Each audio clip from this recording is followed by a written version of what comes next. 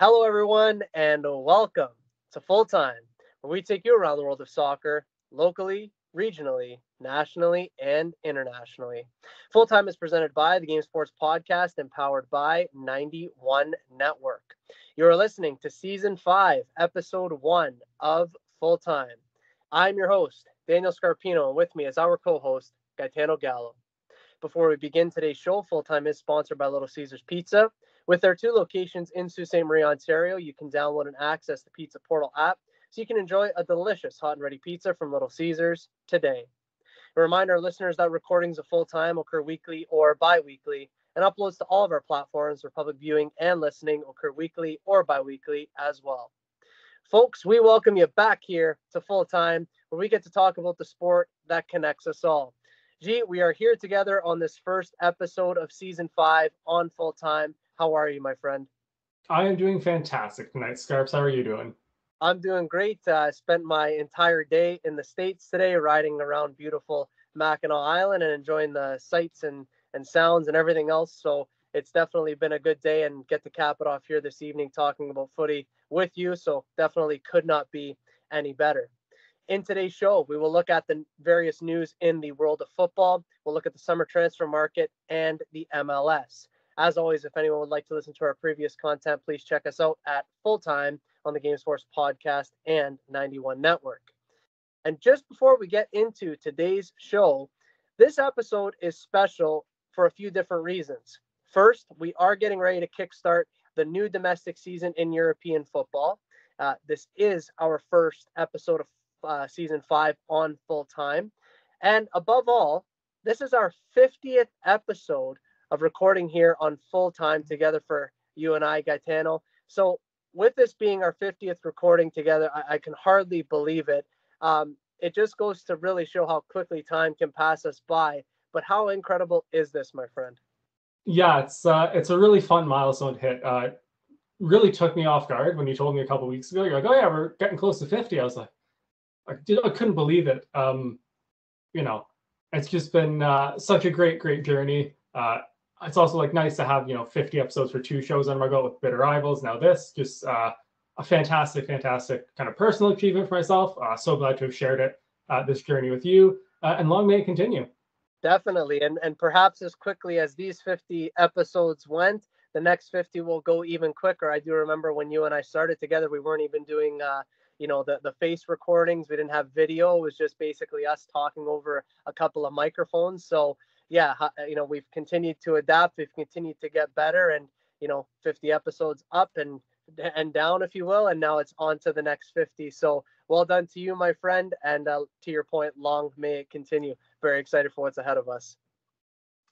And without further ado, Gitano, and to everyone who has taken the time to tune in here today in our first episode of Season 5 right here on Full Time, let's kick off. We get today's show started by taking a look at some news in the world of football. The Olympics are currently taking place right now in Paris, and of course, one of the sports at the Summer Olympics is soccer. Soccer is in effect for both men and women at the Olympics, and various nations throughout the world will be competing and have been competing in the sporting event. Jay, if you could break down for us just a little bit of what's happening at the Olympics and what you've liked from a soccer perspective. Yeah, so I'll start on the men's side. For those who aren't aware, the men's tournament runs a little differently than the women's tournament. It's actually a U23 roster that the nations submit, with an exception of, I believe it's now 4 over U23 players to the roster. So it's not really full strength rosters like we're used to seeing. Like Argentina is currently competing. I think Julian Alvarez is the only player that was at Copa America that is now also at the Olympics, because why wouldn't he take a break? Only plays 60 games a year for City. So it's a little bit of a different vibe to the tournament. Your usual favorites aren't your usual favorites coming into it, although Argentina has been doing really well.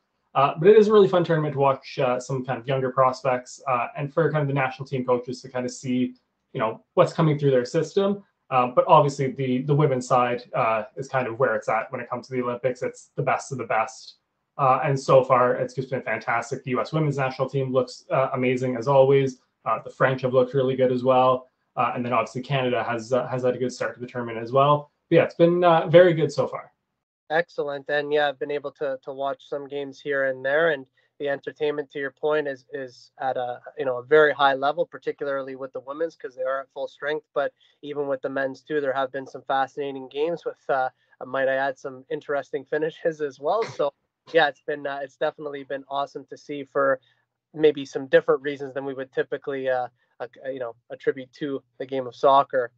And specifically relating to women's soccer at the Olympics, it's the Canadian women's national team that find themselves in a particular, we'll call it troublesome situation. The following news excerpt that I'm about to read comes from ESPN.com. The article states, quote, Canada women's national team head coach Bev Priestman has been removed from the country's Olympic soccer team over a scandal involving the use of drones to spy on opponents' practices, says the Canadian Olympic Committee, the COC. The COC said that it made the decision after Canada Soccer decided to suspend Priestman for the remainder of the tournament. The episode began when Canada's opening opponent, New Zealand, complained to the International Olympic Committee's integrity unit after it said drones were flown over close practice sessions. Assistant coach Andy Spence has been leading the women's national soccer team for this tournament now in Paris 2024 for the Olympic Games. Over the past 24 hours, there has been additional information that has come to our attention regarding previous drone use against opponents predating the Paris 2024 Olympic Games, Canada Soccer CEO and General Secretary Kevin Blue said in a statement. In the fallout of the initial complaint, two staff members, assistant coach Jasmine Mander and Canada Soccer analyst Joseph Lombardi, were sent home from the Olympics, end quote. Gitano, since this article has been written, Canada women's soccer has gone on to win both of their games at the Olympics. They've also been hit with a 6-point deduction, and in that space of time, they've also appealed that 6-point deduction as well. So there's a ton to unpack here with this story, and I'm going to hand it over to you to give us a little bit more depth on this. Yeah, so like you said, there's a ton to unpack here. Obviously, to start, removing Bev Priestman and her staff was kind of the obvious decision. It had to be done. As a federation, as a country, we don't want that to be kind of the face of our program. The quote unquote leader of your program. And whether she was in on the the drone use and the spying or not, it kind of looks bad either way. Because if she knew about it, obviously it's terrible. But if she didn't know about it, letting her staff, do that, under her watch, it's just not a great look. And I want you to take this with like a grain of salt. What I'm about to say, I think the overreaction has been like the reaction's been like so much more than the actual kind of crime in quotations. It's been said like a ton. I don't know if you saw what Didier Drogba said about the scandal. He got asked about it. I forget what event he was at, and he basically said like, yeah, it happens. It doesn't really affect the players in the game. Like what happens on the field. The other thing is it's also not really affecting, like, we're talking about like, a practice session before the Olympics. It's not as if, Canada had been spying on New Zealand for like 8-12 months. Like, and you can maybe speak a little more to this, but like, from my understanding as, as an athlete, and not in a high level one, like you're not practicing anything special, the week of the Olympics, any set pieces, any, different formations, tactical stuff, like you've been practicing that for months and months and months. A practice session, a closed door practice session before the Olympics is probably just, similar to, a morning skate before an NHL game where, get your legs under you, couple reps of some easy stuff and just, kind of make sure everyone's loose and in a good spot. So I don't think, I think that the reaction's been just like kind of way overblown. If we're going to be totally honest, I do think the points deduction, 6 points was a little much. I would have probably, to be fair, said, give the 3 points from that game to New Zealand and dock Canada those 3 points. That I feel like would kind of be a little more fair. Obviously, suspending the coaching staff is like totally fair. I'm never going to argue that. But yeah, I just think, it's a bad look. It's a bad look for the players. I feel so bad for them. And again, this is something maybe you could speak to, like when as a coach, where you get your information from, you don't particularly have to, not that you have to tell your players, but like, it's not like you sit there and say like, oh, like, I don't think they sent those meetings and said, hey, so we fucking flew drones over New Zealand saying it, we saw this and that. Like, if in those meetings, the coaching staff said, hey, like, we know New Zealand are going to play, a 4-4-2 with this player here and that player there. Like, the players are trusting that information in good faith that, it wasn't information that was gotten kind of a bad way. Like I don't really know how the players could be at fault for that. Yeah, in no way, shape, or form, in my personal opinion, can the players be faulted for it. I think it was Steph Labe who came out and said, the goalkeeping performances that I put on was not because I was given any sort of data or whatever, even for the penalties that I've saved. It's not because I knew which way the players were shooting. I saw it to make the saves. During the games, I saw it to put on the performances and these types of things. So, yeah, to that point, I agree with you. There's nothing, in my opinion, that can be pointed back at the players. They're essentially a means to an end. They're the ones that go onto the pitch to try and win our country a game of football. And then you mentioned something there earlier, and you said that I could provide some depth to it. When a coach is looking at something in order to prepare a game, they look at film. And we even do this at high school level. And we're talking high school level compared to professional soccer at the Olympics. We still do it there. But you're analyzing what your team can do, so your strengths, the way in which you are going to play things that work for you, but you're also analyzing the opponent and what they've done in games previous, and you're collecting data and analytics from that. I don't think that in any way, shape, or form, when coaches look at, what a team has done in the past, are they thinking, oh yeah, we're going to go and see what they do in practice, see what kind of differences they're going to be.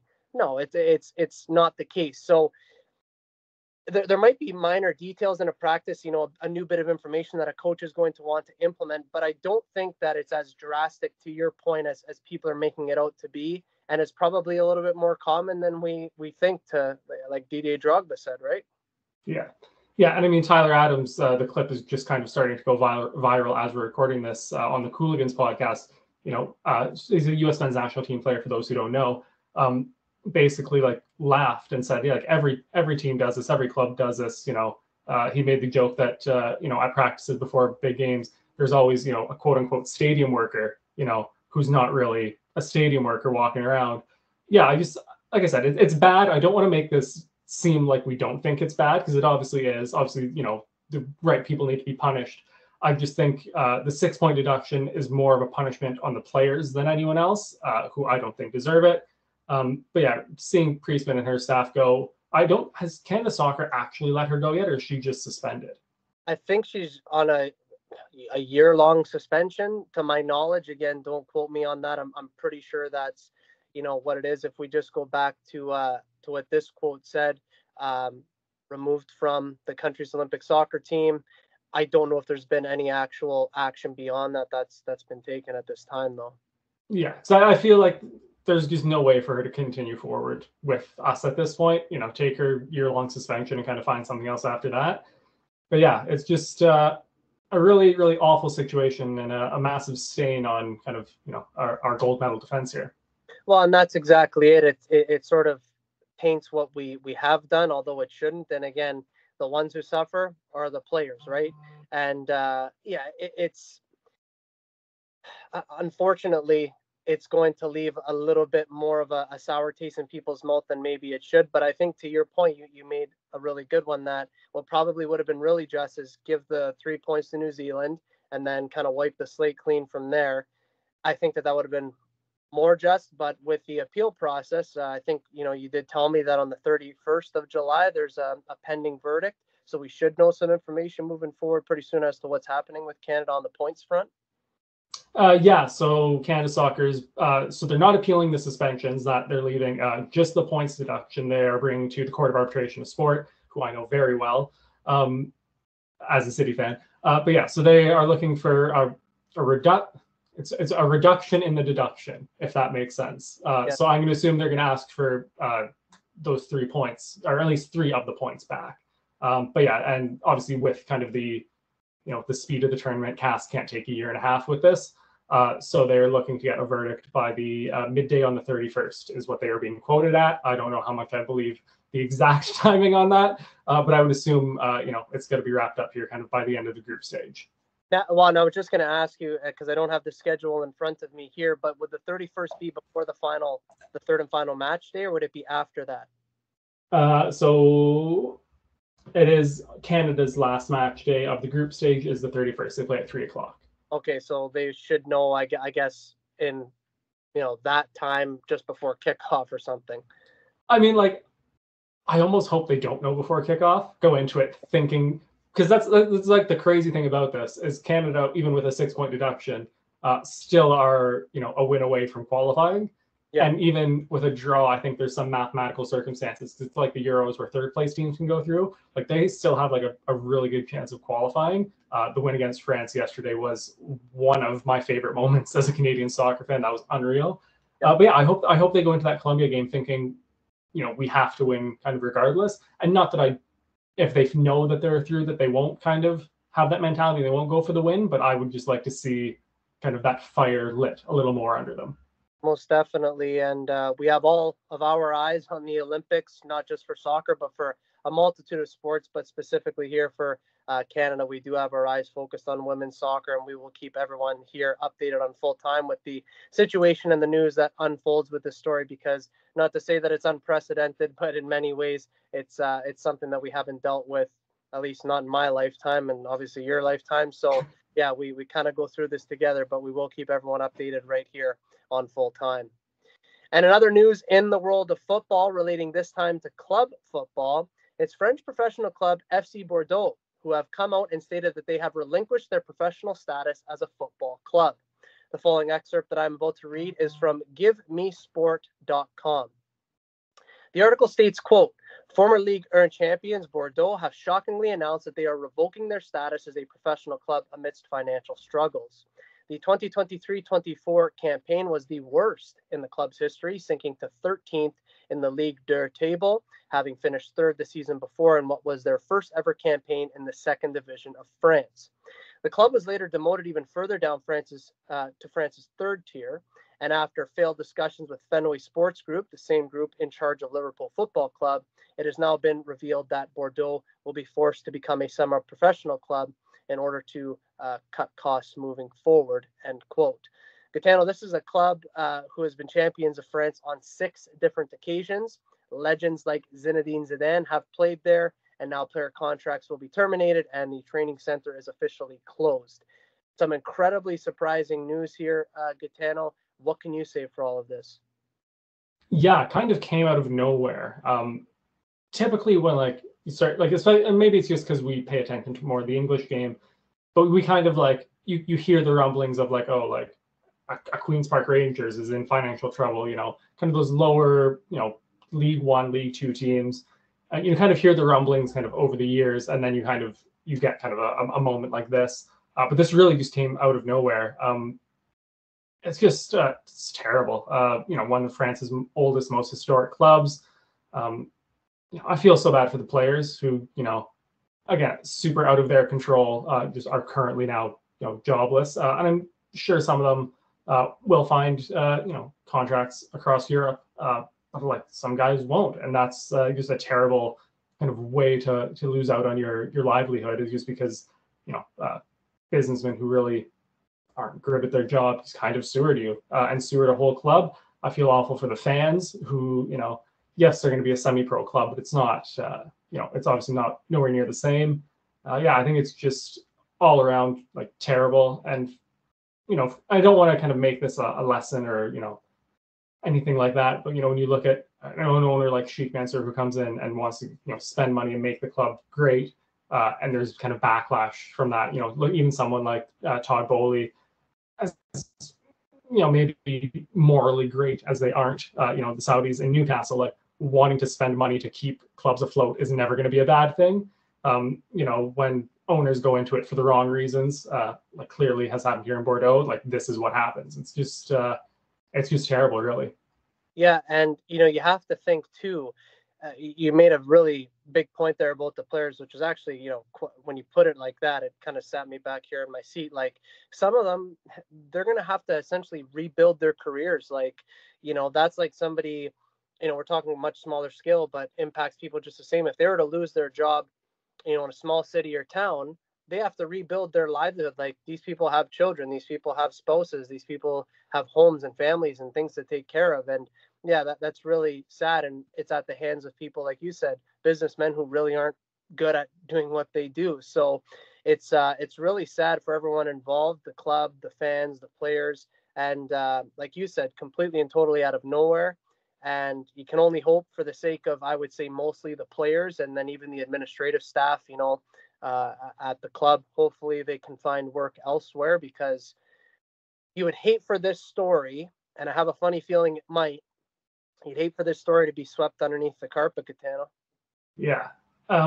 Yeah, especially just kind of with the current state of French football, I feel like it very well might be, the way PSG have just kind of, run the league for years and kind of, and we joke about it being a farmers league, but this is the kind of thing that happens when you have a league that's not competitive, a system that's not competitive, a football pyramid that isn't competitive. Yeah, it's just, I really don't want it to be swept under the rug. I don't want people to look at Zinedine Zidane and go, oh, like, he played for what random club that I've never heard of in France? Like, Bordeaux should not be that club. It's it's just awful.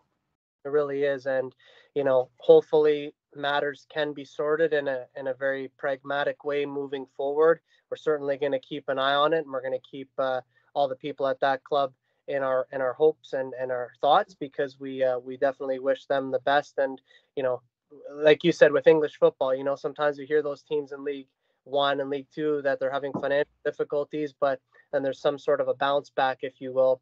Can only hope in this case there's a bounce back as well. This is Daniel Scarpino and Gitano Gallo, and you're listening to Full Time on the Game Sports Podcast and 91 Network. A reminder that Full Time is sponsored by Little Caesars Pizza. You can download and access the Pizza Portal app for any of the 2 locations in Sault Ste. Marie, Ontario. Have a delicious hot and ready pizza from Little Caesars today. The summer transfer market goes on, and we will be highlighting some of the recent moves which have taken place in the world of football. The following transfer market news comes from The Guardian, so be sure to check them out as they provide up-to-the-minute transfer market news. First, it's Lenny Yoro, who goes from Lille to Manchester United for a fee of $52.2 million.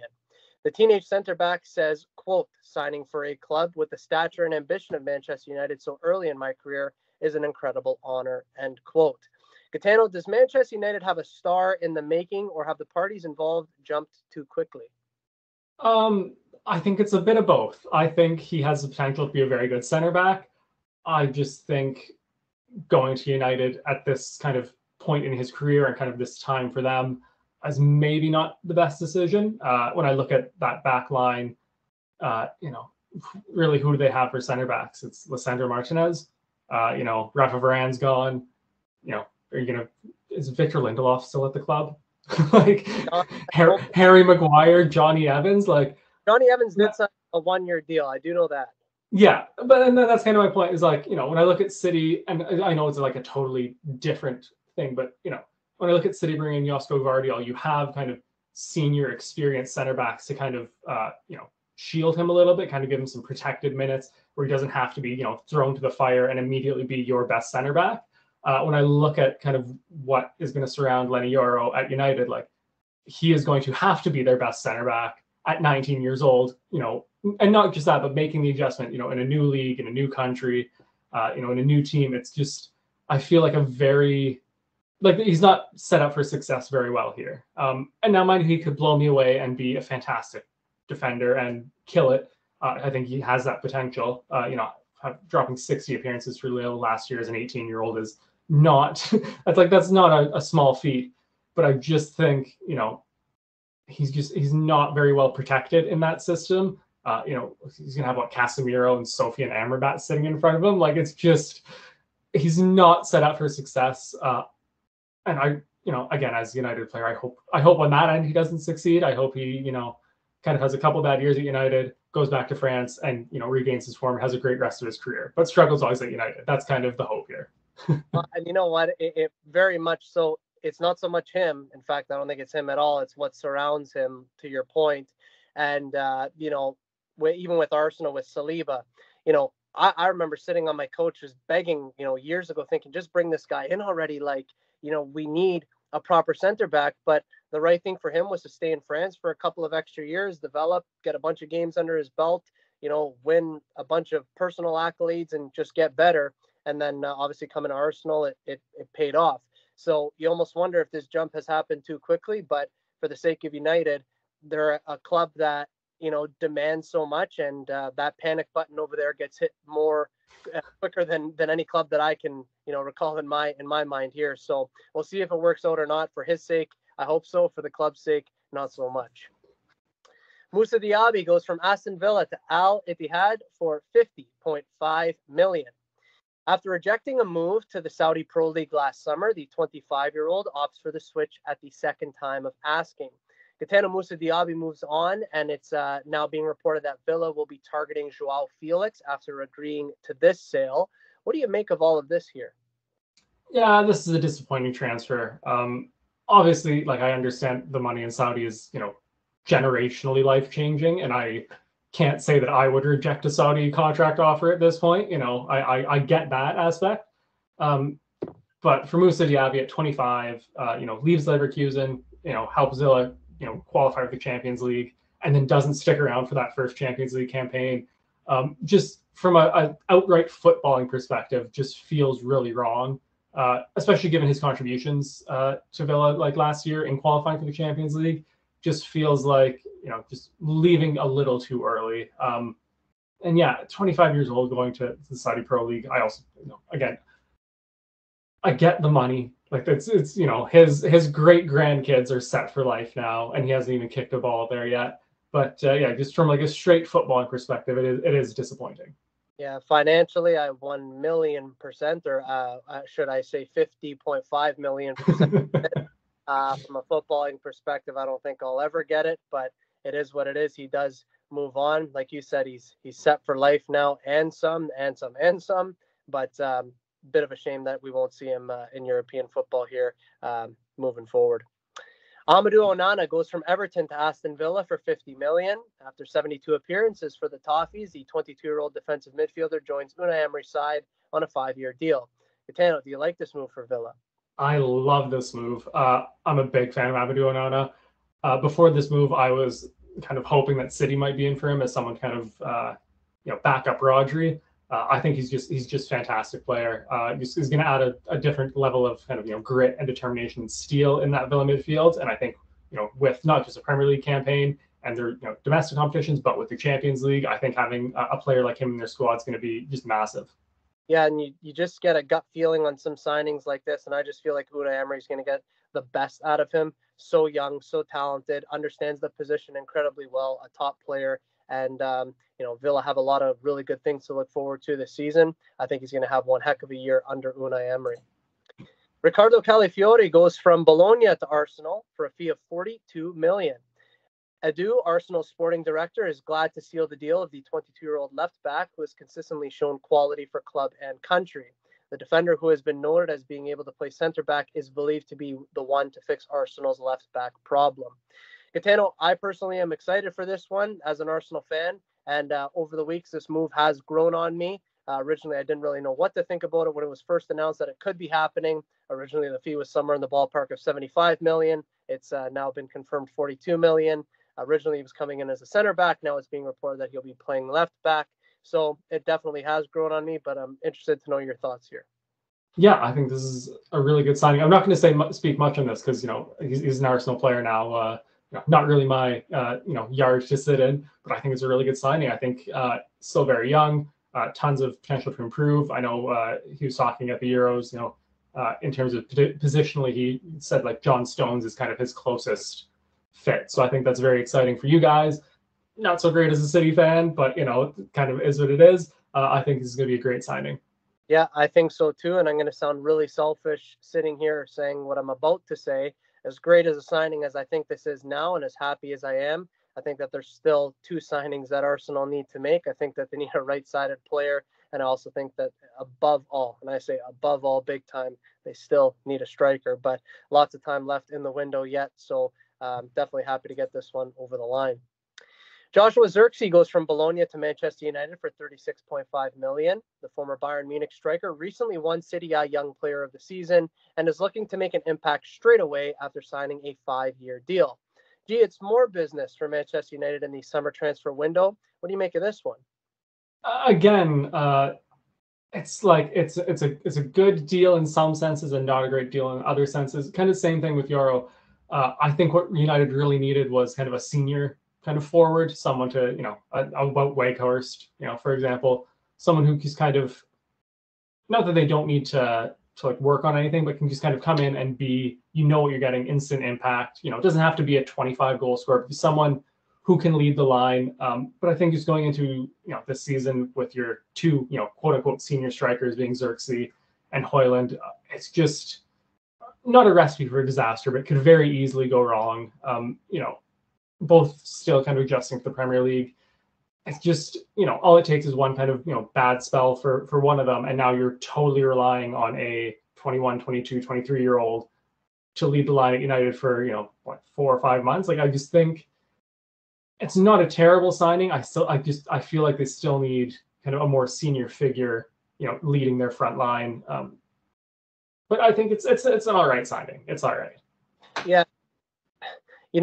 It kind of reminds me, not in a sort of direct correlation, but, years ago with Arsenal, when they had so many young players coming through and they were relying on the young players so heavily, people were saying, you'd have half of Arsenal fans saying, like, we can't be relying on these young kids to pull us through. It's a disaster. And then the other half were saying, of course, you remember, trust the process.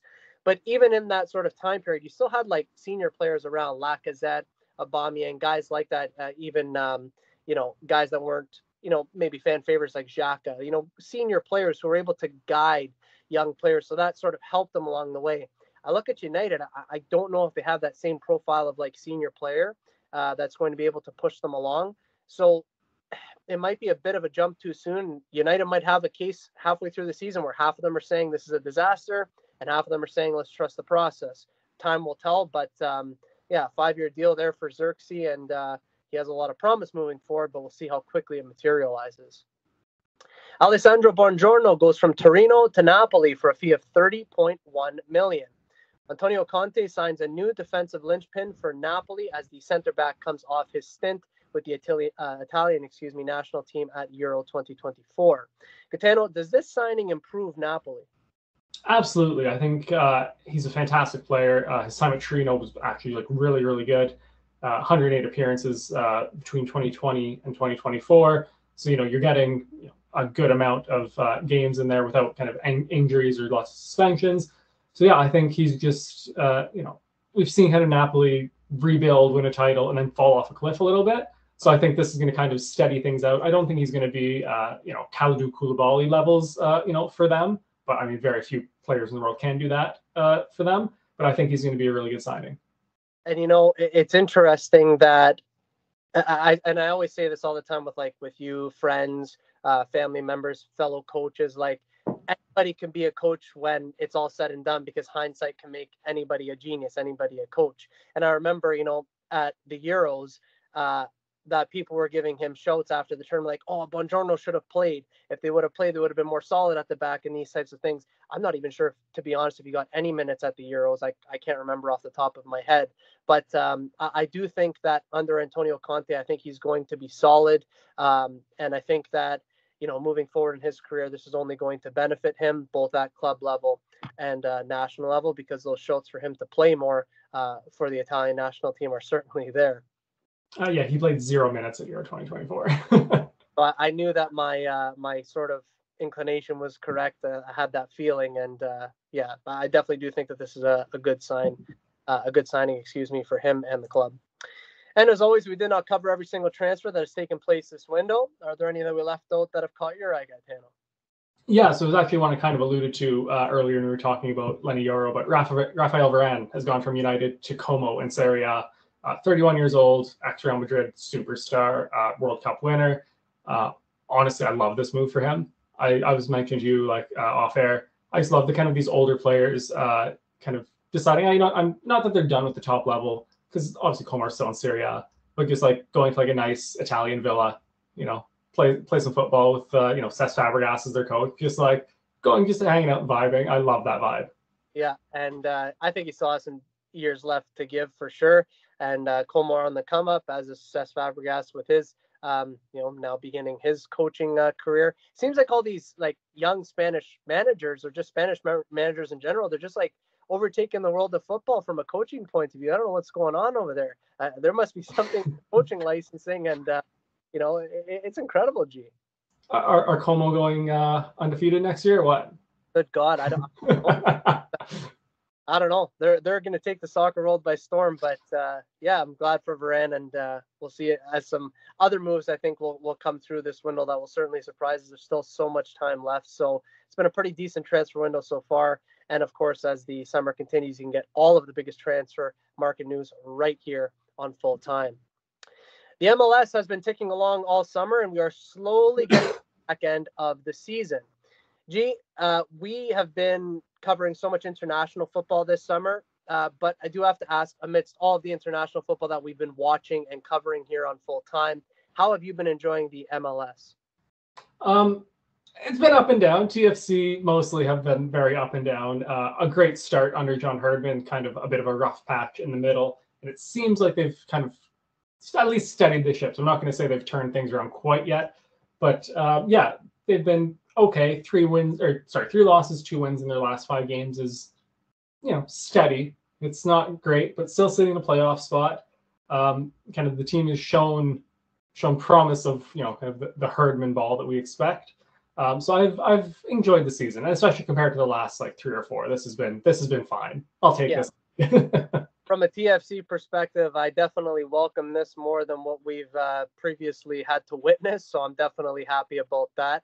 And the rest of the league has been fun to watch. We'll put it that way for sure. And what we're going to do right now is we're going to take a look at both conferences in the MLS. And we'll start with the Eastern Conference. It is Inter Miami, who have a pretty strong hold on first place with 53 points.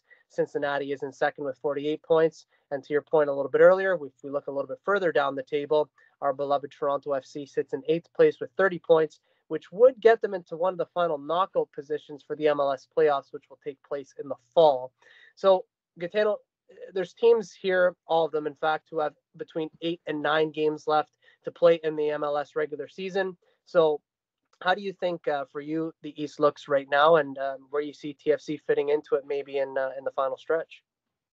So I think as long as kind of the big guns stay healthy, and Insigne, Bernardeschi, Longstaff's been fantastic this Tier 1 edition.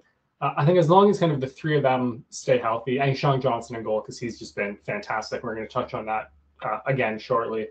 I think as long as those kind of core players stay healthy and, nothing goes completely off the rails, they don't get busted for a drone spying scandal, I do expect TFC to make the playoffs. I think they are good enough currently to make the playoffs. Whether they're going to make the a run to MLS Cup is a different story. But I think they should qualify for the playoffs. But I do expect it to be really tight. There's a lot of good teams in and around them. TFC is currently sitting on 30 points. The team in 13th, so TFC are in 8th. So 13th place is sitting on 26 points. So 4 points between there. Not a ton.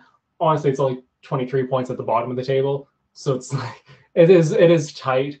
So I'm not going to sit here and tell you exactly what teams are going to qualify for the playoffs in 8 or 9 games time, but I will say that TFC will be one of them. There we go. I like that shout, and the fact that it has been so competitive. We're going to touch on the West here in just a moment's time, which has been equally as competitive, if not in some cases more competitive. But it's been great to watch because game in, game out, you don't necessarily know what you're going to get. So it's fantastic. And out there in the Western Conference, the LA Galaxy, who have 49 points, are in first place by a narrow margin of just 2 points. Behind them, their local rivals, LAFC, who have 47 points. Real Salt Lake is in third with 44 points. Colorado remains in touching distance in fourth with 41 points. Gee, it is a tight battle there in the top 4 positions in the West. And then when you look at positions 5 all the way through 11, it's all within 8 points there as well. So, Gitano, what can be said right now for the West? Yeah, I was going to say, outside of San Jose, who are sitting dead last with 14 points, I think, again, same as the East, everyone's in play, which is, 8 or 9 games up. This is the tail end of the season. It's nuts to say that outside of one team in the league, everyone still has a shot at playoffs here. But truly in the West, it's LA Galaxy and LAFC. That's been kind of the story of the West. When you introduce, an expansion team in the same city that one of your kind of founding and biggest clubs is based in, it can go kind of 2 ways. This has gone MLS couldn't have scripted this better for LAFC. Obviously with the owner's investment, and kind of that, it was never not going to work. But yeah, just to have them both this competitive kind of immediately, the rivalry there is already like they hate each other, their fans hate each other. It's brilliant. But yeah, that's been the story of the West so far, is the Battle of LA, and it's just been, I cannot wait to see. And I really hope that kind of the way the bracket works out, that they kind of play each other in the Western Conference Final. I think that would be probably like a top 3 or 4 MLS game of all time. Yeah, I think it would be up there, and I could be, I might be misspeaking. Is it called El Tráfico, their derby? It is El Tráfico. That's El Tráfico. That's genius.